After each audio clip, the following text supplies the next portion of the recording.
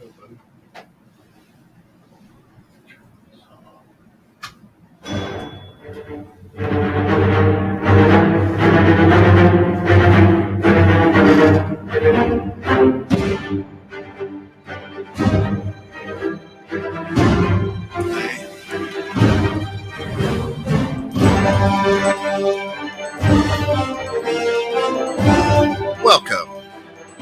to Innovative Strategies with your host, William Hussey. Wow. I just thought I'd throw that. My mother in the audience there. Of course, this is a show designed to help people with financial literacy, but not the way you've known it. This is not your granddaddy's financial literacy at all. Bill uses his 30-plus years in the financial industry to stretch your financial box, I'd say from about a 30,000-foot view of things. Bill and his guests, of course, have helped hundreds of clients achieve and surpass their financial goals.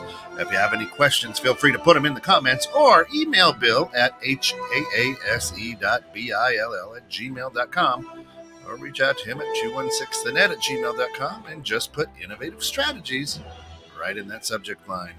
Today, I don't know, what the hell's going on, Bill? Great question, man. Thanks for the introduction, and I appreciate you getting my email address correct today. Yeah. And the fact that we're still at that 30,000-foot level, I know, because we did drop from 50,000, so we That's leveled right. off. So that's great. Because you do have to let me know when to open that parachute if we get too low. But what the hell's going on? Everybody's trying to figure that out, and when they don't know what's going on, we freeze, right? We don't make decisions. Yeah. We don't make good decisions or any decisions, or we stick our head in the sand and we hide and run away from it. But it's crazy. I met with some friends last night I hadn't seen in several years, some old neighbors, and realized at 59 years old, one of my neighbors had 99% blockage in his heart. Now he's done. He's retired at 59 on disability, but he's got to figure out what he's going to do until he gets to 62 and start collecting that Social Security. Yeah. Because he didn't have any plan in place.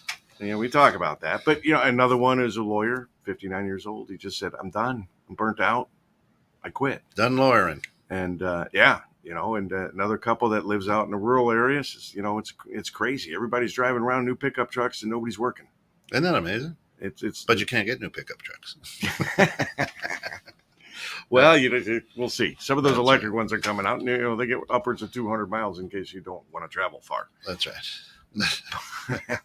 But what's going on? I mean, the markets are up and down all over the place. We got Bitcoin trading at 66,000. We got Ethereum trading at over 4,000. Yeah.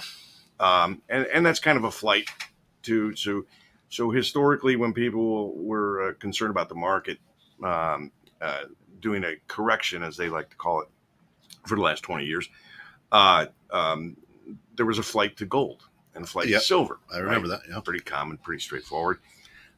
Now it's more, it's being taken over a little bit by this flight to cryptocurrencies. And I actually kind of like that idea. I'm all for that. Mm-hmm. I'm involved in cryptos and everything, but it's hilarious because I talked to somebody who, says, yeah, what about it? I'd like to get involved in cryptocurrency. I said, well, you know what? Just throw $1,000 at it and see what happens. Let it ride and no big deal. See where it goes. Well, what? Throw $1,000 at it? You kidding me? That's crazy. What if I lose it? I said, okay, well, but hold on here. You've been working 20, 30 plus years. You got a 401k that's built up. Maybe you got 200,000. Maybe you got 1.2 million in there. Mm-hmm. Do you know that every single day you're risking 100% of that money because it's in the market?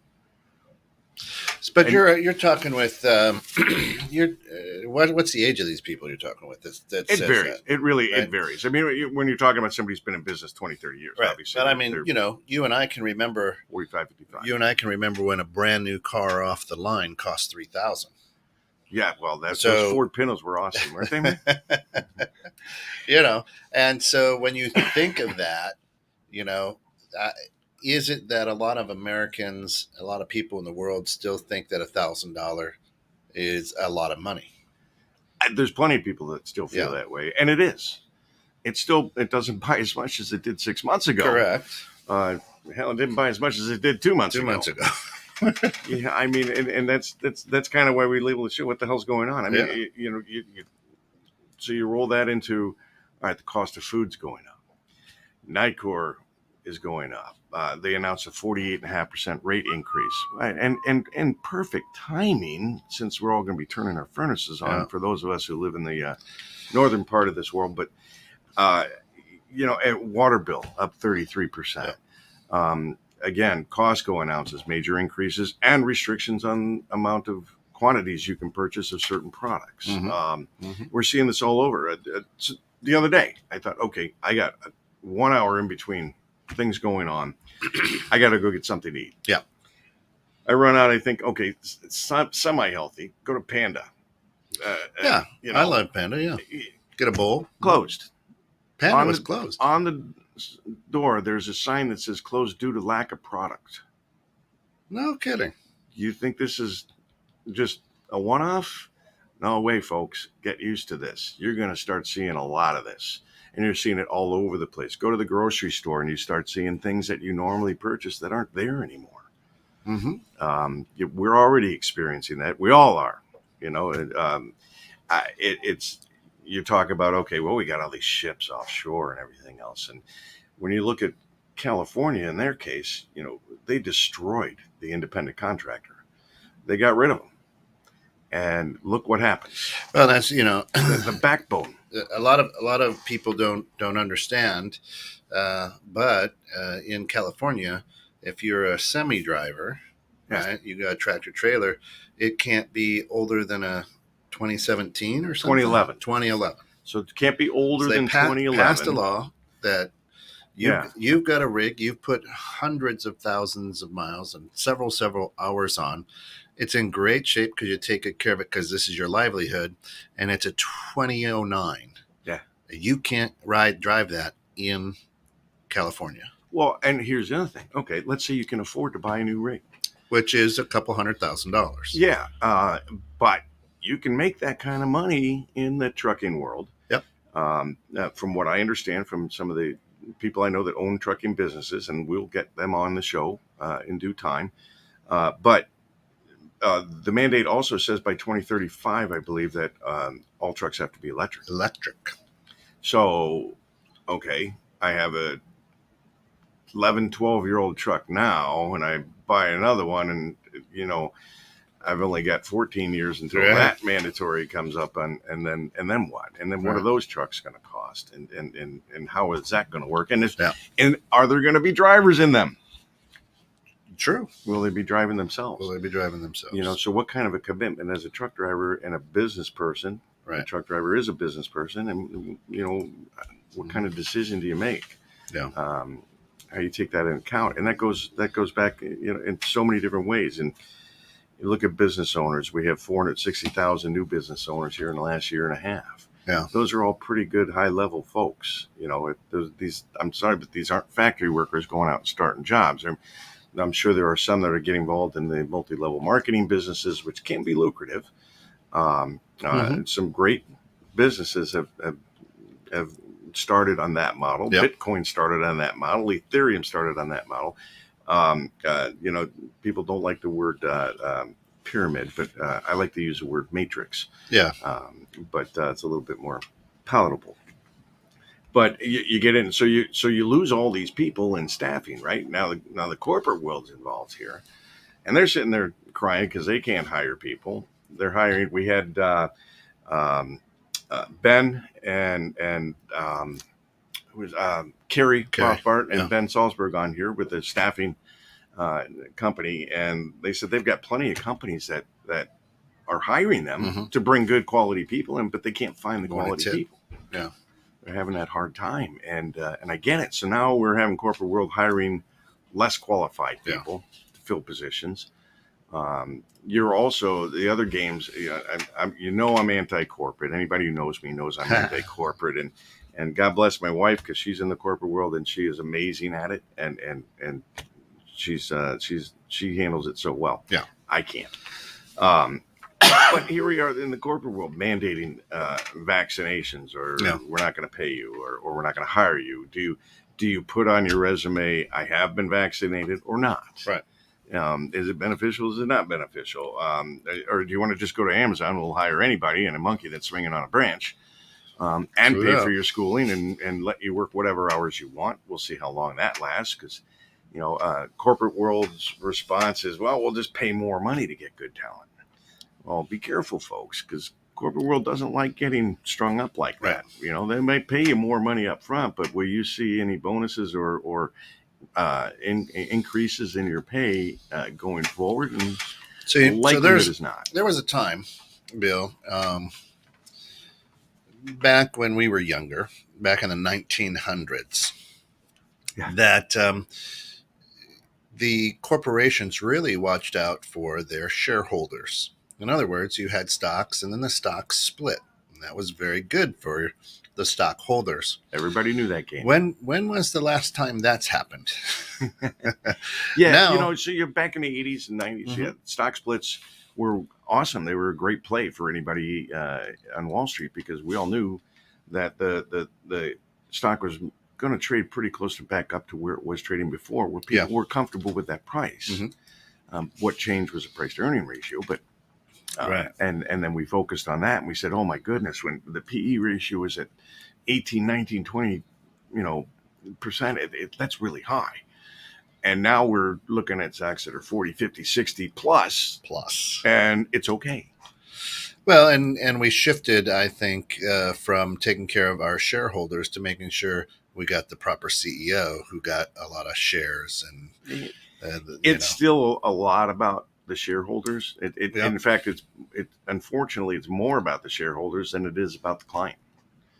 And a prime example, we had Bert Levy on. Yeah. And Bert was talking about Microsoft 365 and how they fill a gap that Microsoft does not fill, because they're too busy with their bigger clients, and they're going to take care of those folks, and they're going to kind of let the mid-size and small size go by the wayside. Yeah. But that's not uncommon. That's been going on for ages, forever, basically. But this corporate world just keeps stepping on their own feet, and they here's another example. So my son reaches out and says he'd gotten a new job. I'm not going to name the company, but it was a bait and switch. What he interviewed for and what he's actually doing are two entirely different things. See that all the time. And the worst part about it is now he's not sure.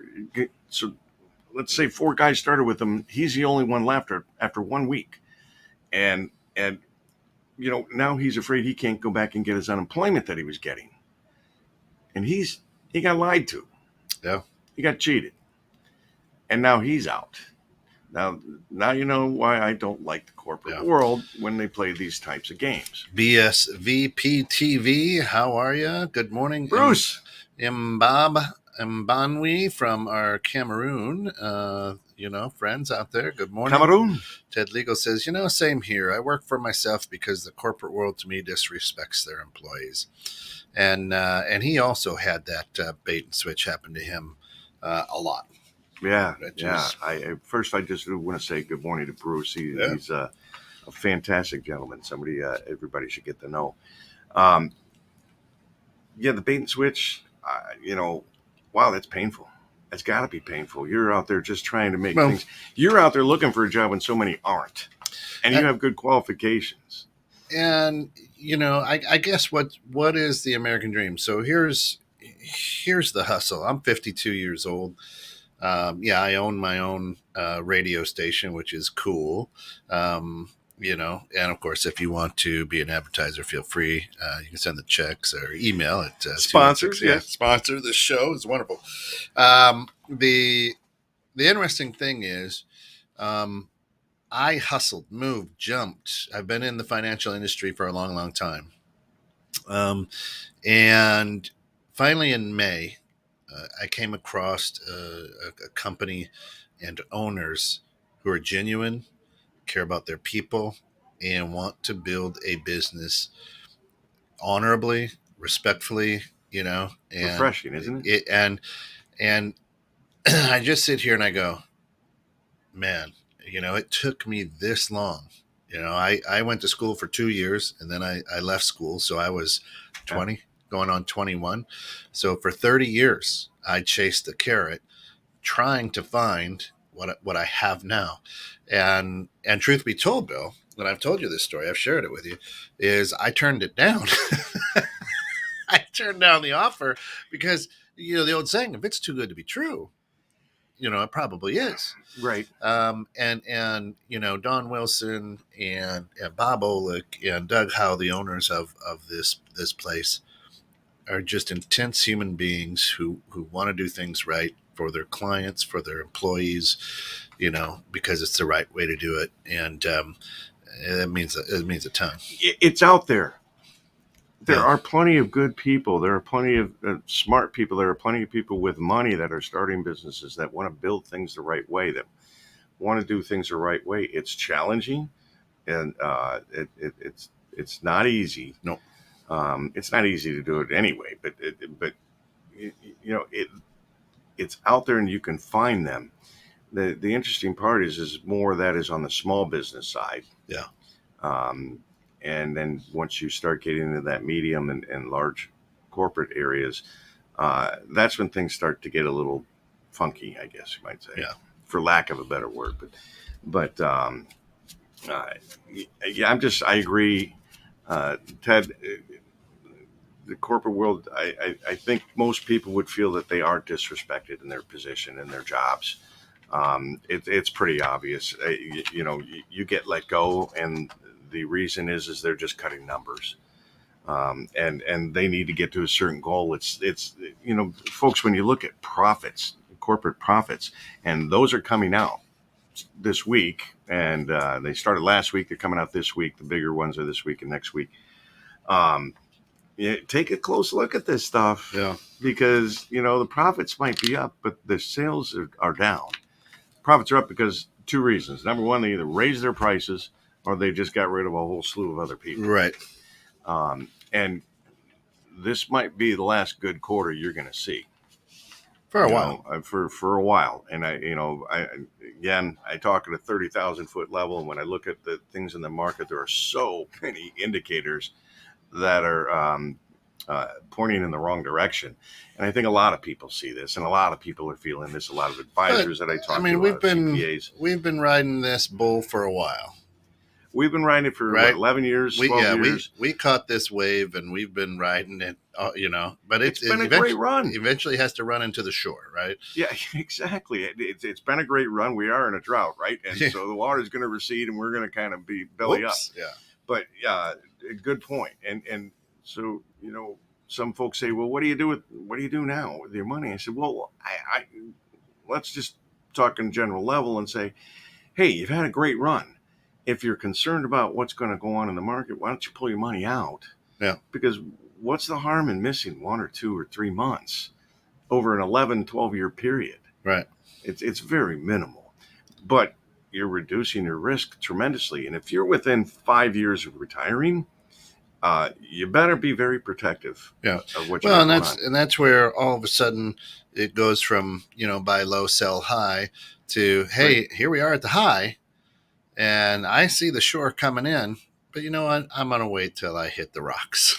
Well, so and then I'll be upset. Here's that mindset, okay? Yeah. So when people buy a stock,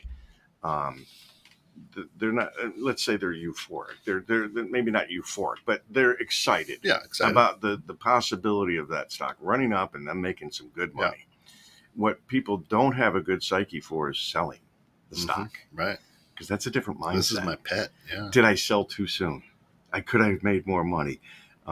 Did I hold on too long and take the big hit? Yeah. There are tricks. If you folks, a lot of you I know love to trade at home on your own, and you may have or may not have a system. And if you do have a system, you work with a system, just be careful and stay with the system. Yeah. Don't get outside those lines, because human condition tells you, I think I can tweak this and make this a little bit better. Yeah. And you can't. And that's when things start to fall apart. You have vulnerabilities that you didn't even know were there.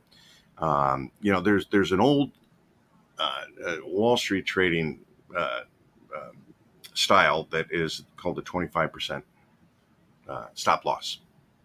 order. Yeah, yeah. So a stop order is to sell your stocks Or it below the drops, market.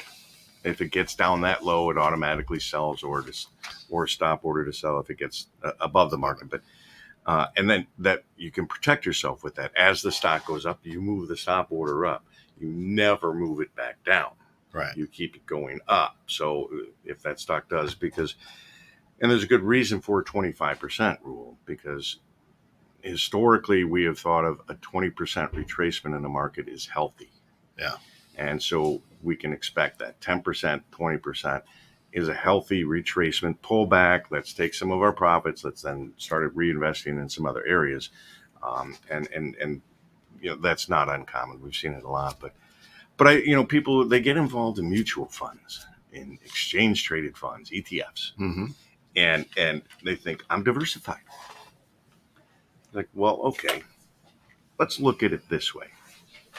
Let's say a mutual fund is a cruise liner ship, and it's filled with all kinds of people from all different kinds of backgrounds. Yeah. Just like a mutual fund with all different kinds of stocks, all different kinds of backgrounds, different sectors of the market. And an ETF, exchange traded fund, is typically a whole bunch of those boats put together. So you think you're more diversified. By the way, this is a great marketing plan, not a great investment plan. But because here's what happens. A storm comes in and knocks your boat out, takes it out, okay, or swamps it, so it's at 50% below water level now instead of the 10% it was riding on. All right, and everybody on the boat is in the same condition. Yeah. Just like in a mutual fund, every stock is going to be in that similar position. You're going to do either a little bit worse or a little bit better than the market, depending upon what funds you're in. But you're going to take that big hit, and so again, if you're within 5 years of retiring, that's not the time you want to take a big hit. Right. And plus, there's other ways to use your money efficiently to help protect that side of your life and that side of your portfolio. Yep.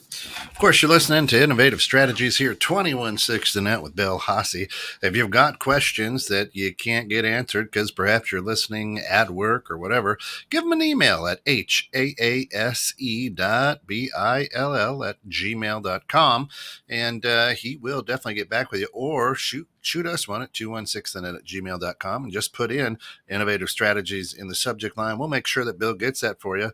But absolutely, some of the best strategies for your money and financial literacy. And if you're like me, there's a lot of times at that 30,000 view that Bill is talking about that I'm like, huh? But that's why a good conversation with him helps out. And good evening to you over there, Mr. Gary in Singapore. Welcome aboard. Hey, Gary. Well, you're just getting more Thanks and more for coming famous all over the world. We got Cameroon, we got Singapore. I love it. Yeah. I've worked internationally. I mean, probably folks don't know a whole lot about me on this show, and where the hell is this guy coming from? And Right. Where is his mindset from? How does he know shit? Yeah, exactly. And who is this cat? Honestly, you lasted longer in college than I did, Ken. I was just playing basketball, though. I was just playing soccer. As soon as my second season was done, I was going. Yeah, I was playing soccer and had a great time at it, but I was still not a very stable young man then. And I took off with a friend to go down to the trading pits of Chicago, who was getting interviewed for a runner job, and the guy turns and looks at me and goes, "You want a job?" I'm like, "Okay, I don't know." And he's like, "Can you handle people hollering and spitting and screaming at you and swearing at everything?" I'm like, "It's not a problem. I'm kind of used to that." And so off I went. I went onto the Chicago Board Options Exchange and became a runner and running tickets to buy and sell options on stocks. And then I got into buying stocks and selling stocks for traders down there, and then moved up into risk arbitrage, which was risk arbitrage is selling baskets of stocks and then purchasing futures against it and locking in the difference. So S&P 500, you'd sell all 500 stocks. You'd buy the S&P futures, lock in the difference in price. And you're welcome. That was 1989, Black Monday. Oh, you were the guy. We were a very big part of that. Yeah. And there was just a small group of 6 of us, but you just hit a button and boom, you just sold $15 million worth of stock. Scary stuff. Especially when the screen didn't work and you kept hitting the button. And the guy's like, the IT guy's like, I just changed the screen. You just sold 4 baskets. What? Yeah. Oh, geez. So you have to scramble.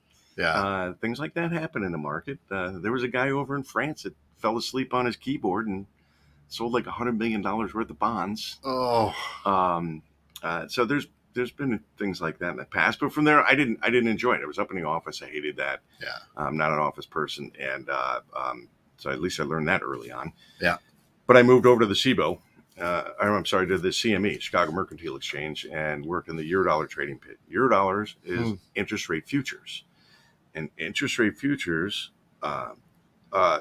touch everything around the world economically. It is an amazing. It was the world's largest trading pit. There were over 2,000 people in there, screaming, hollering, punching, fighting, spitting, stabbing, whatever. On the busy times, but you'd be surprised it wasn't always busy. So I got a good experience. I managed a Japanese brokerage operation, Nikko Securities, for about 7 years. And so I worked with a lot of different cultures. I typically worked with international banks, foreign banks over in Europe, Middle East, and Far East. Fantastic. Helping them learn how to protect the U.S. dollars that they have in their banks from things like new contracts, regulatory exchanges and changes, interest rate fluctuations, currency fluctuations, in-country wars, next-to-country wars, all kinds of things that you had to account for. So it was a real eye-opener, and I learned a lot about economics international, and that plays into the national and then the local. And I learned how money flows. That's the key. And that's what I'm trying to do here, is help people understand how money flows, because if you do, it is my hope that you'll make better decisions with what you do with your money. Yeah. And I hope that I can bring you a little bit of comfort in that it's a wise thing to go to a professional and to speak with them and have a conversation with them. It doesn't typically cost anything to go to many good advisors, and you'd be surprised how much you can learn, whether you do anything with them or not. Right. That's not the point. The point is to have a conversation, because a good advisor will tell you you're in good shape. There's not much you need to do, or maybe in that conversation you'll learn there might be a concern that family has and that couple has, and you might say, hey, I might be able to provide you with a couple of solutions to those concerns, because you don't build a portfolio all at once. Right. You build it piece by piece. And you put it together, and you put it together with a plan. Yeah, so it's like a log cabin, one stick at a time. One stick at a time, yeah, absolutely. Yeah. But yeah, so that's a little bit about my background. After that, we got dried up with the computers. Yep. I was the very first person in Chicago to do side-by-side electronic trading and pit trading. So here I am on my computer buying and selling. I've got 27 people screaming in this ear and an earpiece. I got 2 people in this ear. I have 6 phones in front of me, and I'm buying and selling with my hand signals in the trading pit, and I'm buying and selling on the computer all at once. It's crazy stuff. Talk about stress. With a lot of big time government and other folks watching over my shoulder as to what was going on. And it was wild. It was crazy. But it was the sign of the end of times for brokers. And so brokers on the phones on the sides of the pits.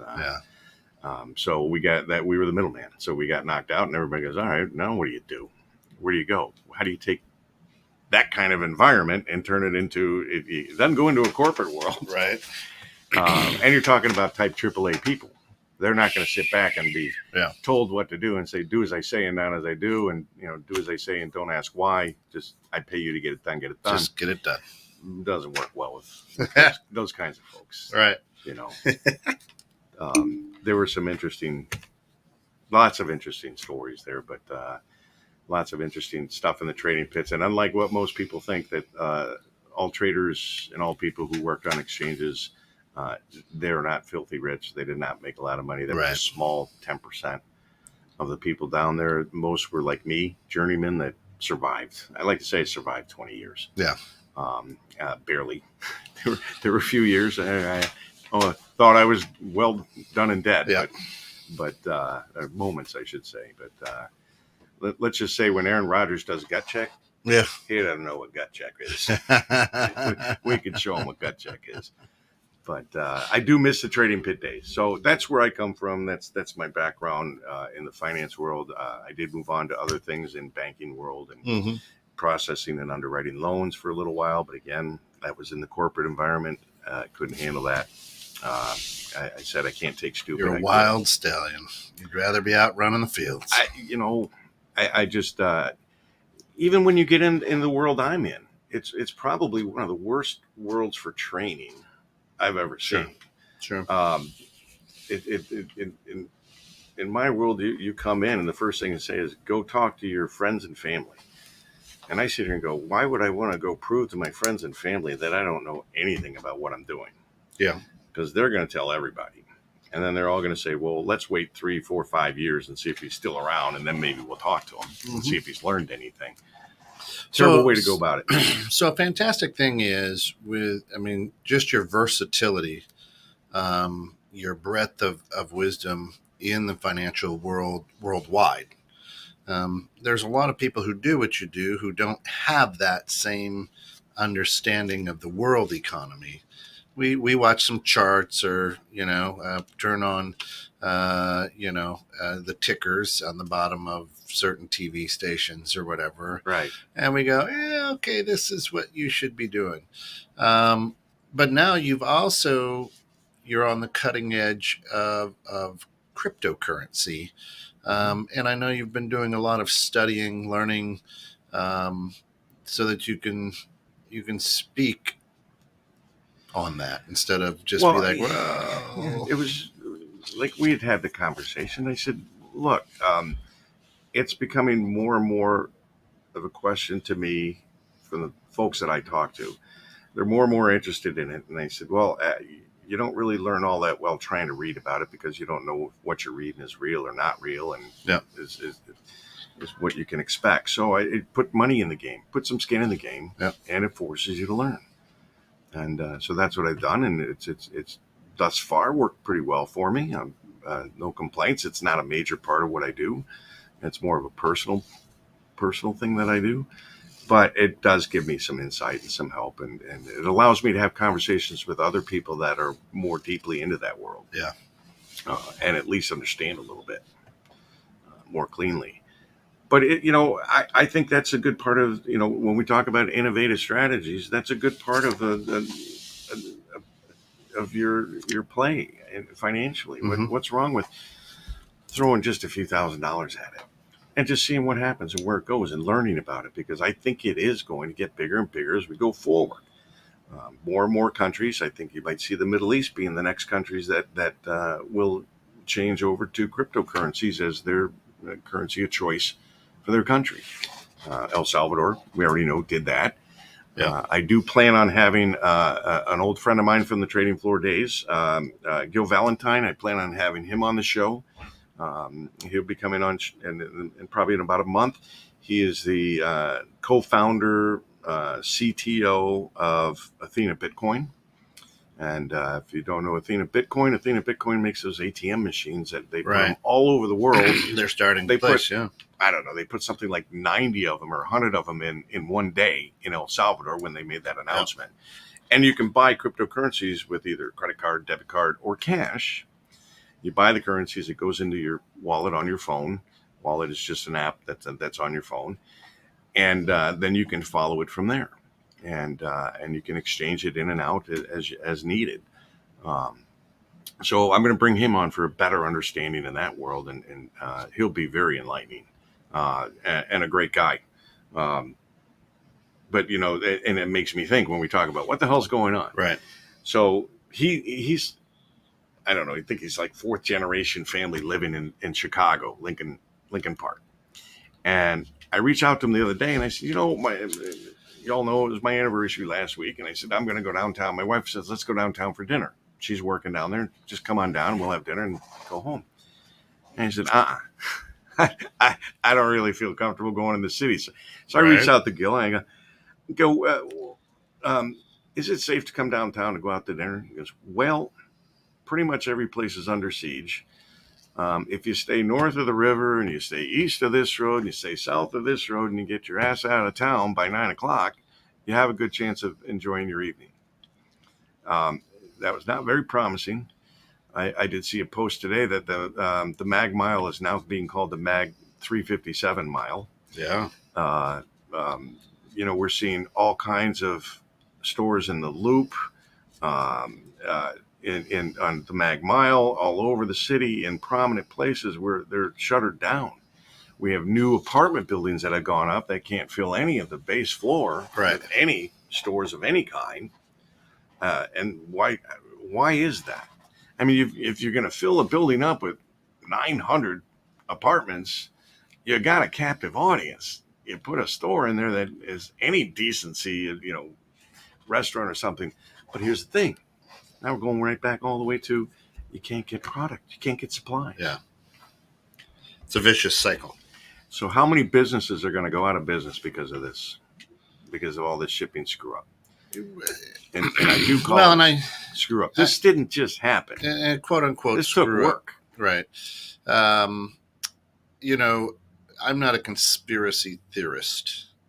Right. Oh, we love talking. However, for the last few years, 3-4 years, the big push has been to get minimum wage pumped up to $15 per hour.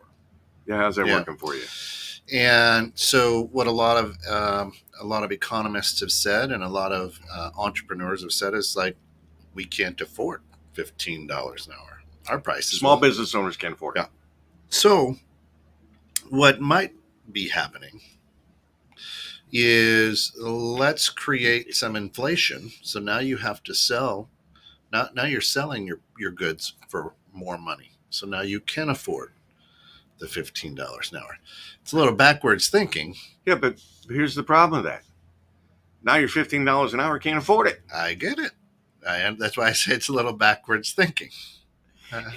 However, what happened to the mentality of those types of jobs being stepping stone jobs, not careers? Yeah, and that's done. A minimum wage was not to be a living wage. Right.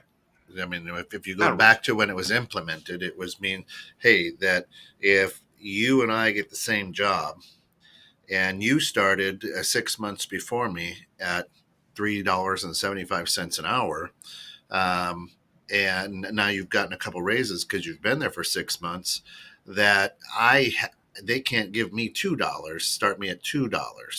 It's just, hey, the idea was to make it lawful for me to start at that $3.75 an hour. Yeah, well, here's an indicator of how old I am, because I know you like to point that out.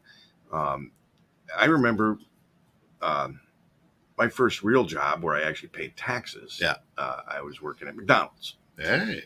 And I remember my first raise was I got a dime an hour because I was a good worker. Yeah. I showed up on time. I did my job. I didn't leave early. I didn't take long break, whatever. And that kind of pissed off some of the other workers because they only got a nickel. Yeah. And it's like, oh my goodness. And the manager pointed out, he goes, yeah, typically you get a nickel, but we appreciate you, so we're going to give you a dime. I mean, here I was on my way to corporate world right from that point on. I'm looking at MacU and seeing how far I can go with that. But when I started, minimum wage was $3.50, and shortly thereafter, like $2. Shortly thereafter, in Iowa, within the first 4 or 5 months, it got moved to $3.75. So I got a quarter an hour raise. I was excited. How would you feel today? You're making $10, $11 an hour as the manager. And now everybody, all new hires and everybody's all of a sudden making $15 an hour. And you're lumped in right with them. Yeah. You've been there years longer than anybody else. Yeah. You've put in more time. You're the manager. A little frustrated. You're all making the same money. Yeah. Again, I don't understand the corporate mentality, what's going on. Mm-hmm. Sales has always been an issue. I was interviewed for an article in the Wall Street Journal back in the early 90s, and it was about sales. Yeah. And I said, here's going to be the biggest problem with sales going forward is corporate world doesn't care anymore. They don't believe in the value of relationships. Correct. They believe in sell it, sell it, sell it. Develop the relationships later. And it got to the point here in the early 2000 aughts where it was like, okay, you've got 30 or 60 days to meet these quotas or you're gone. You're done. So again, get rid of the relationship aspect of very it. transactional. Every good salesman in the world knows that it's relationship. Yeah. And every small, medium-sized business owners learns those real true values when maybe they're looking to do something with their business, turn it over to their children or something like that. And the top salesman walks in the door and says, no, I'm buying you out. And they're like, no, it's not for sale. We're not for sale. No, let me put it to you a different way. I'm buying you out, or I'm leaving and starting my own company and taking all the clients with me, which is why you have all these CRMs, right? That's Client relationship managers that are on the computer, and Salesforce, and there's others. I don't know them because I don't use them. I refuse to because it's a tracking device, right? Yeah. And no salesman likes to be tracked.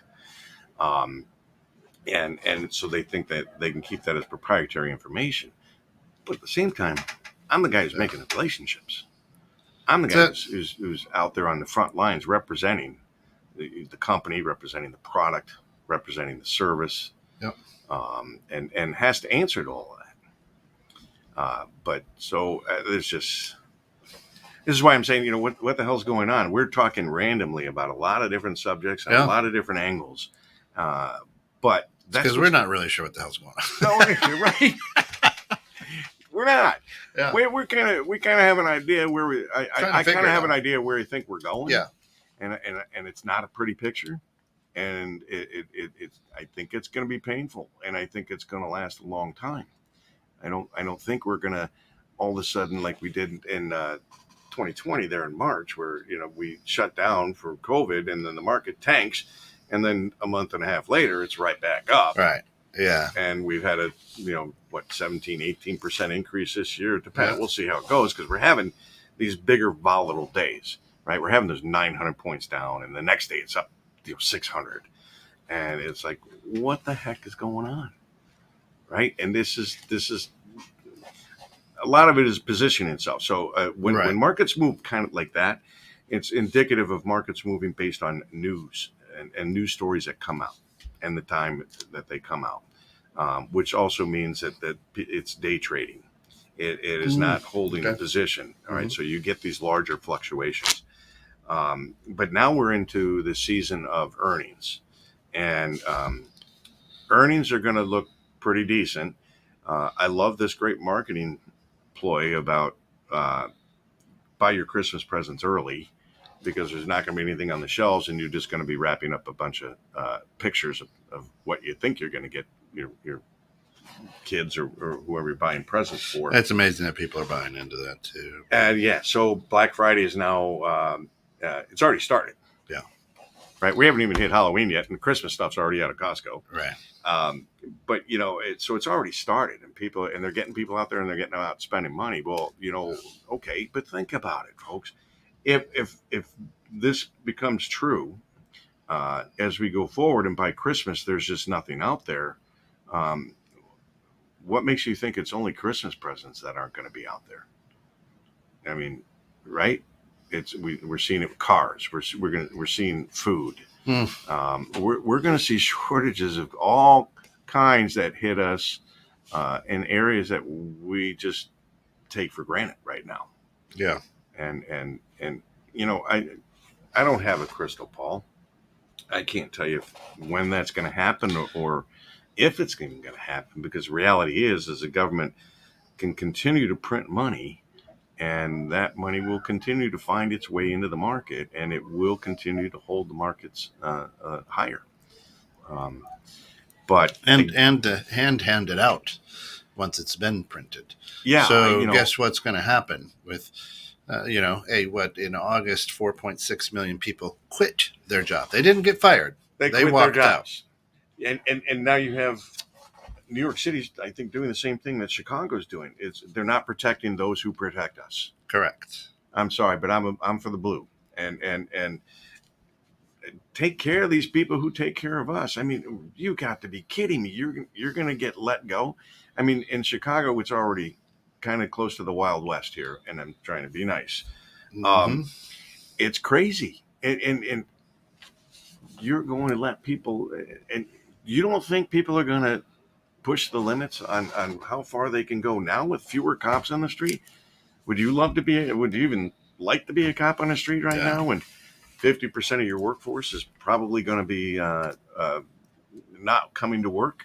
Yeah. So Gary says that buy now spiel doesn't really work over here in Singapore because we're the world's second busiest port. So ships is back to normality as far as we can see.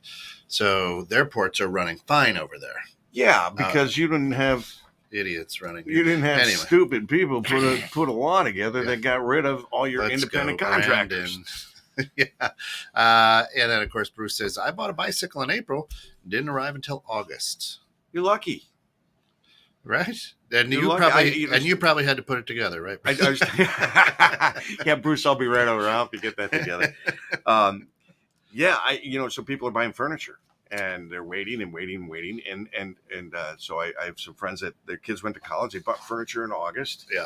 Said it would be delivered in October. Get a notice in October saying not till December.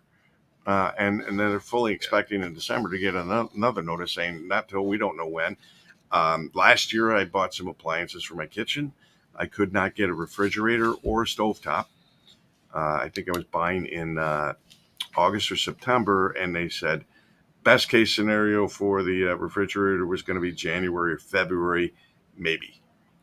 I did wind up, my fridge died about a month ago, and I did wind up going to a store, and lo and behold, the fridge I was kind of looking for was right there on the floor, and I said, oh, that's awesome. And he goes, it's been there. He goes, literally got put on the floor an hour ago. I've sold 2 of the 3 already. I said, well, you just sold the 3rd one. Right. And I'll be honest with you, I'm not happy with it. It's not good quality. Is It's that not right? what I was expecting. All the other products that I got from that same maker are super great quality. Love it. But this one, I'm not happy with. Built on a Friday. So the quality's going down as well. Well, at what point does Interesting, Gary. At what point of this? Well, yeah, he says the busiest port in the USA is LA, and is ranked 17th in the world in terms of busiest ranking. Our port moved 36,600,000 TEUs last year. LA did 9,000. No, 9,200,000. Or 9,200,000. Yeah. So a third. Yeah. Actually a fourth. And we're busy. Yeah, and you know what? I think was it Texas that just announced this morning? They're advertising for the ships. They go, come on over here. Yeah. We got ports. We got people working. We can take it. Well, on the other coast, Florida does too. That has ports that are open. Look at the unintended consequences of things like this happening. Yeah. The unintended consequence of having all those ships offshore is one ship had its anchor down on the ocean floor, and it was getting dragged across the floor. It punctured a pipeline. That was the oil spill that we just had out in California. Yeah. They finally found out that was the source. Unbelievable. Right. Unintended consequences of stupid decisions. Idiocracy. I just gotta say it. Stupid decisions, in my mind. Idiocracies. Not using logic. Well, yeah. It's the narrative, and you have to follow the money always, right?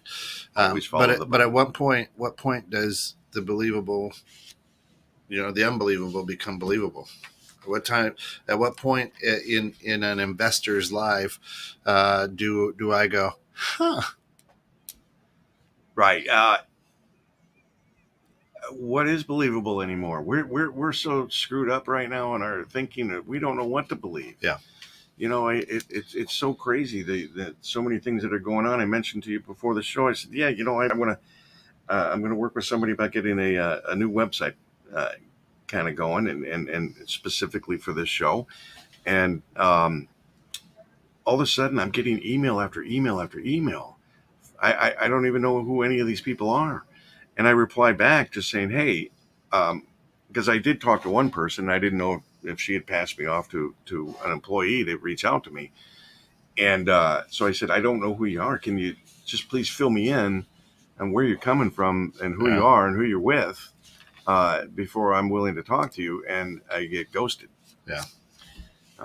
So they're not coming back. But yeah, and Gary, that's a good point that we never really think about either. I mean, at one point, it cost $2,000 or $3,000 to ship a container from China to America. Now it's up to 30,000. And the concern of a container ship is how long it takes to unload a container ship because of port fees. So if they're just sitting there, there's a lot of port fees being added up as well. Gary, I'm really familiar with that. I did spend, because when I did get out of the trading pits, the first thing I got into was food brokering. And I thought, well, all right, I'm a broker. I loved food. I cooked with a number of chefs in Chicago and learned from them. What a natural thing to get into. And I was shipping almonds over to the Middle East, 40,000 pound containers. And, the cost was not prohibitive, really. It wasn't that bad. But nowadays, if you're paying $30,000 to ship a product that was $2,000 or $3,000, think about how that rolls downhill. Because I can guarantee you, the growers aren't taking the hit. The distributors aren't taking the hit. The people who put it in their storefronts aren't taking the hit. Taking that hit, right? You are. We were talking about this with somebody brought up on Facebook about, I'm sick and tired of all these taxes, and now, they want to find more new ways to tax us. And it's like, it gets to the point where, all right, so you're getting taxed more, you have less to spend, things cost more, so you can't buy as much.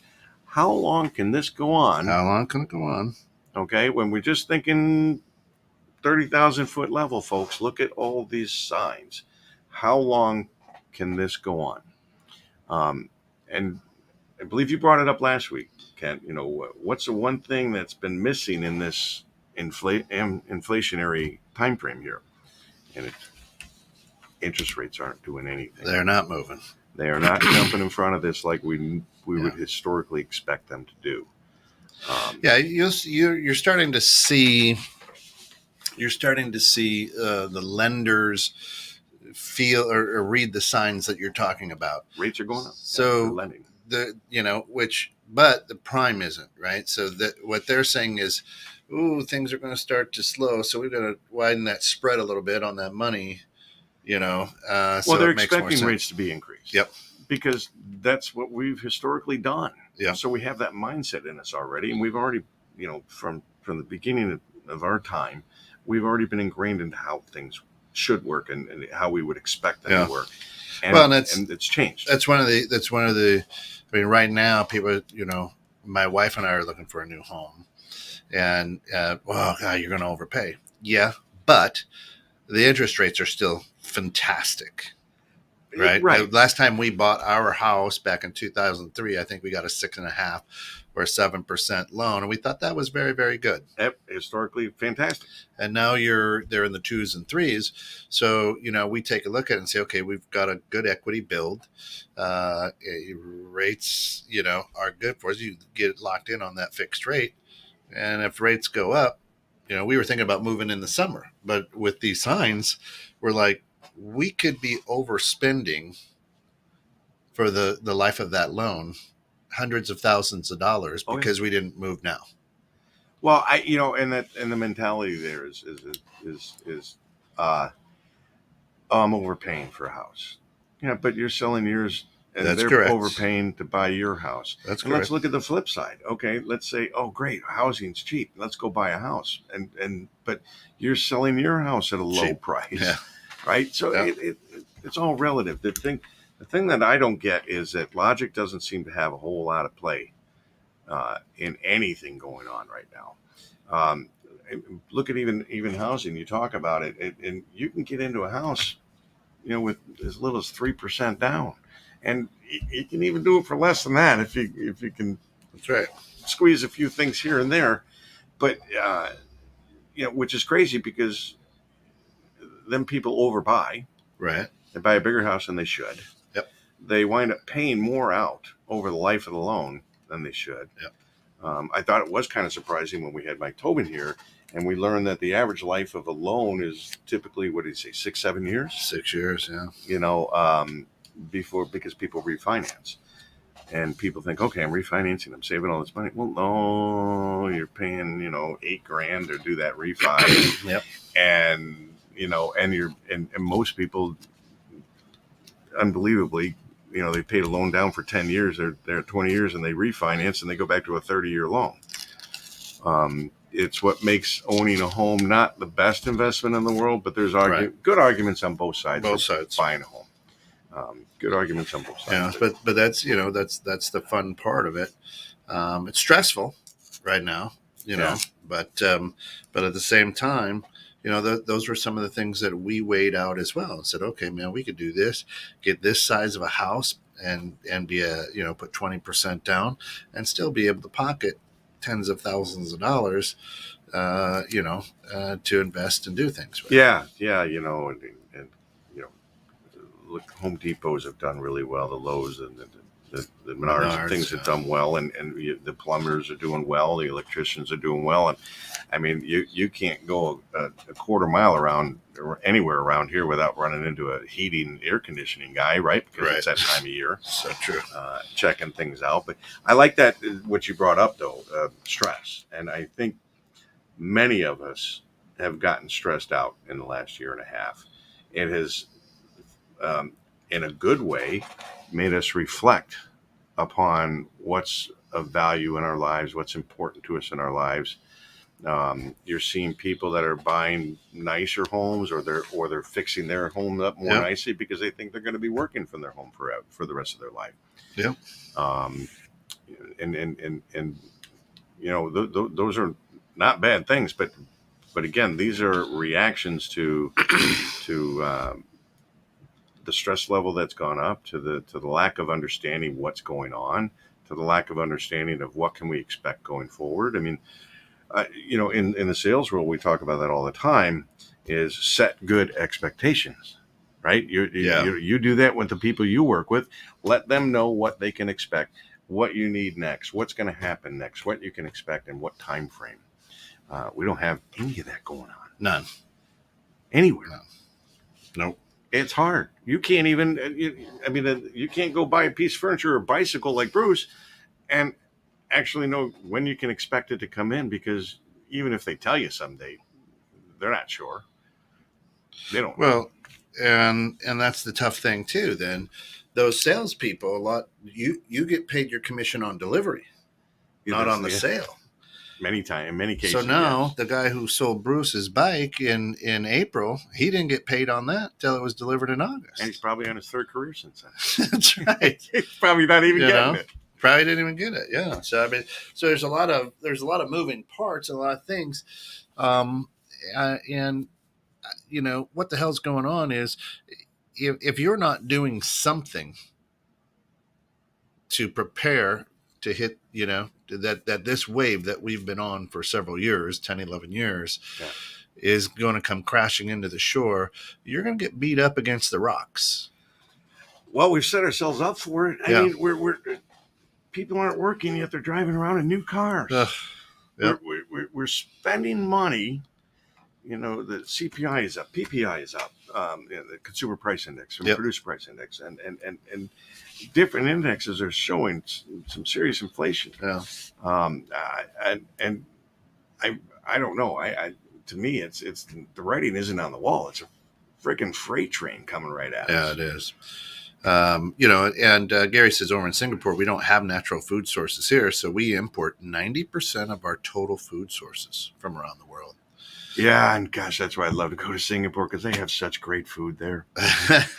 I'm food is my second world, and I would love to get to Singapore, and maybe we can go do a show. You know what? We've got a big following. Good. Gary, sponsor us, bring us on over. Good support over there. We could do a trip. But yeah, so great point, Gary.